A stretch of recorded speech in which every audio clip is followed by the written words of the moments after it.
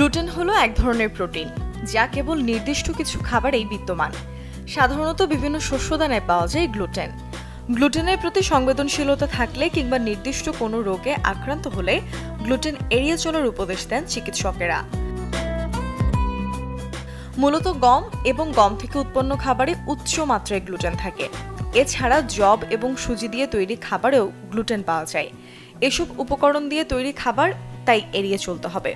গমের আটার রুটি, পরোটা, পাউরুটি, বনরুটি, নুডলস এবং বিস্কুট খাওয়া থেকেও দূরে থাকুন।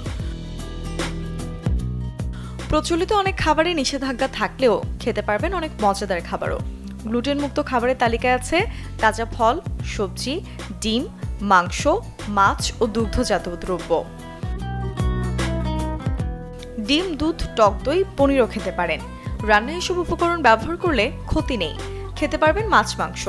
তবে যে প্রক্রিয়ায় এগুলোতে গ্লুটেন সমৃদ্ধ কিছু যোগ করা হয়, যেমন টোস্ট বিস্কুটের গুঁড়া, ময়দা প্রভৃতি উপকরণ থাকলে সেসব এড়িয়ে চলুন। তারকারা বা মডেলরা গ্লুটেন শুনলেই নাক সিটকান।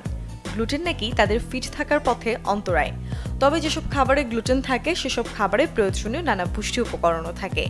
তাই যাদের সিলিয়াক রোগ বা গ্লুটেনে অ্যালার্জি নেই তাদের গ্লুটেন জাতীয় খাবার না ছাড়াই ভালো। Desk report, channel 24।